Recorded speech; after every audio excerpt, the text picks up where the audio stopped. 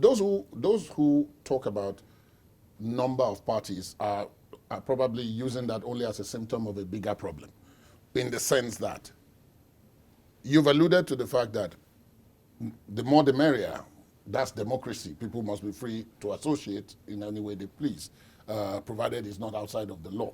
But in terms of advancing the course of democracy, scholars like yourselves, but have also pointed out that in most advanced or even not so advanced democracies, what you essentially have are two main tendencies, supported by a group of smaller tendencies, which usually are one-issue-based associations.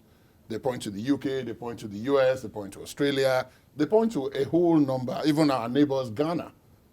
Basically two tendencies. But that in our own case, which you alluded to earlier, the tendencies are formed by a group of smaller tendencies, and once power is either gotten or lost, they dissolve again. Yeah, because, look, being in power and being out of power in Nigeria have severe implications. There are about 11,000 abandoned projects across this country. 4 of them, the government has spent almost the equivalent of what we have in foreign debt. There is what we call the instrumentalization of politics in Nigeria. And it's pretty tough because you are a journalist, and to have come so far, you would have had to go through a period of mentoring. A lawyer will have had to go through law school.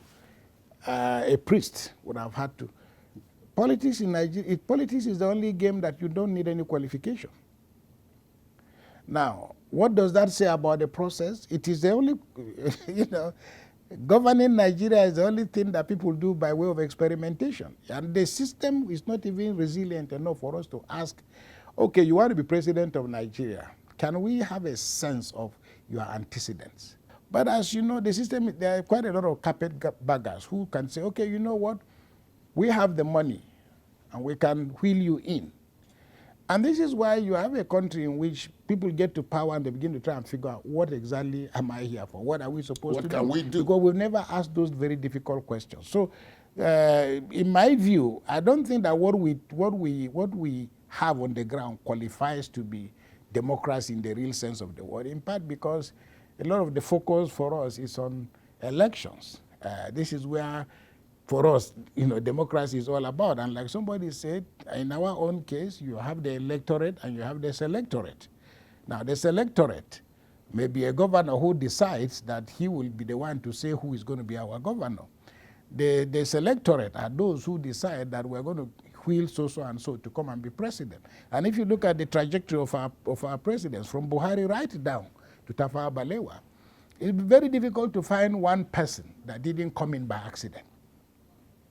So this is where we are. So the kind of intellectual rigor that you require to scrutinize the environment and decide what people are going, what are you committing yourself to. Barack Obama, for example, after being president, is a bloody good lawyer. He knows what to do with his life. But in Nigeria, you ask yourself, after being governor, after being president, what next? This is why you find, rather interestingly, almost everybody who stops being governor. There are very few people who are no longer governors that are not living in Abuja. It's very unlikely that you will find many former governors who are, let's say, back to their communities, trying to see what can I do. I'm running a law firm. I want to go back to my engineering business. No, everybody is here because this is where the cake is. So for me, we are a little bit still far away. It's a pretty long journey for us to come to a point in which we can talk about democracy in its really pure form. It's only when, and like Karl Marx said, you've got to settle a few things about bread and butter before you can write poetry. So we are not there yet, in the sense that this system doesn't even have a mentoring system that can help young people figure out where, if I follow so and so, where will I be tomorrow? The system is so unsteady. And if you take, let's say, the last 3-4 years, for example, okay, people who were in PDP suddenly decided to change parties. They moved to APC. And then they expect all the members of the people in their village to move to APC. All of a sudden, they made tons of money. They decided they cannot realize their ambition. They've moved to other APC or they've gone back to the villages to say, you know what, we've changed. Please go this way. So, the volatility that is the result of the inefficiency of the system means that it's very difficult for us to have an environment where democracy can actually grow and be nurtured with young people learning from old, elderly people and so on and so forth. And this is why it's become largely and purely and simply just a transaction. Now, there are many who pointed out that for us, and a lot of that was midwifed by the National Peace Committee and by people like yourselves, the transition for the first time from one government to another of a different political party was a watershed moment, but that we seem to have lost the momentum that moment brought about. Do you agree? I agree with you, but I think you overstate the issues when you talk about transition. This country has never had a transition. And I tell you why. We may take what the British managed to do, but the British decided to cut their losses and leave Nigeria. Okay? Empire running had become unprofitable. Now, when you talk of transition, we've never had a transition in this country. Every phase has been purely by accident, from Abacha suddenly dying to one coup after the other. Now, if you look at transition, you can take a simple example of South Africa. I've always made reference to this, where you can really talk about transition in the real sense of the word, where people decide that an old order will be terminated, either because it has become unprofitable or it can no longer guide us into the future. But Mandela came out of prison in 1990, and I've said this severally on the 11th of February. Now, remember how long it took for Mandela to finally become president in 1994, in May. I don't know whether it's May 18 or 19. 1994. The people of South Africa had 4 years to debate a range of issues. So when they finally conducted elections, the people who went into the National Assembly went to simply append their signature to things that a constitution that was ready. Here we are in Nigeria still debating what is at best a glorified, as my friend Femi Falana would say, at best a glorified military document. We are nowhere because, unfortunately for us, we have a National Assembly in which not everybody has a background in law.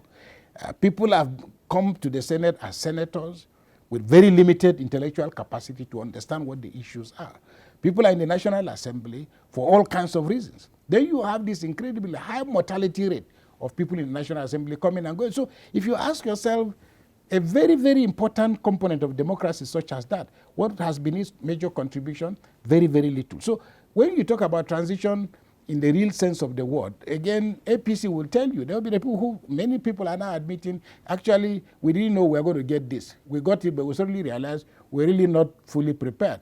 And like the line says in the song, now we found love, what are we going to do with it?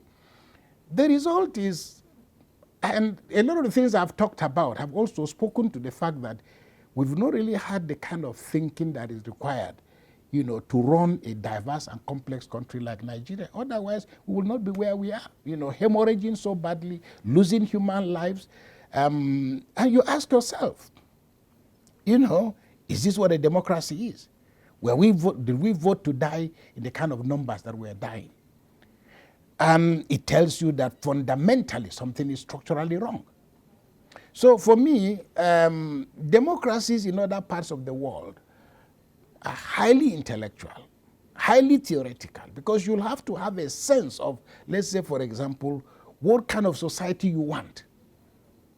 Because, like, if you go back again and read the 1776 Declaration of Independence, where the founding fathers say very clearly that we are committed to the proposition that all men are created equal.